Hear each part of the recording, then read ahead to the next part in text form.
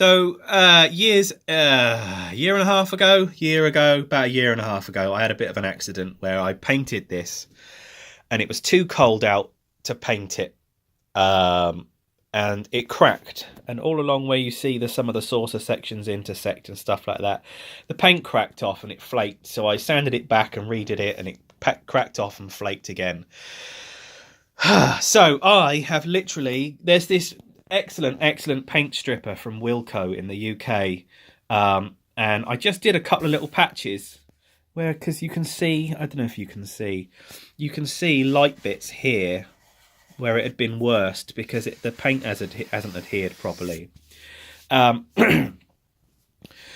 So I got the paint stripper and I did a little tiny spot, and the little tiny spot worked okay. And then because that worked quite well, and it took 2 or 3 applications to do it, I was just a big brave boy and I did half of the saucer, left it on for 50 minutes and came back and scrubbed it off.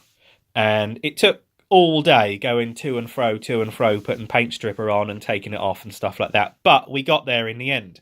And I just thought I'd show you this before I spray the whole thing, because that is what she looks like once I've hacked all of the old paint out. What I've also done is taken one of these tiny little screwdrivers, which is the worst thing ever, and I've just found actually today one of these diamond files which I'm going to use instead. So what I'm going to do is just go in between here, look, and just dig out all the old bits of grey paint, but for the most part it's done. Then I got some Tamiya undercoat, prayed for just a smooth finish. Just prayed for a smooth finish. There is a tiny little line there, which I'm going to get some sandpaper out and sand that smooth, just to make that nice. But that is comparatively easy to the task that I had at hand.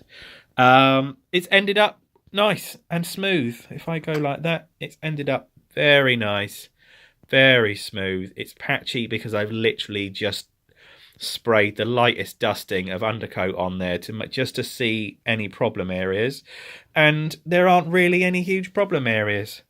But I put this up yesterday, some pictures of it.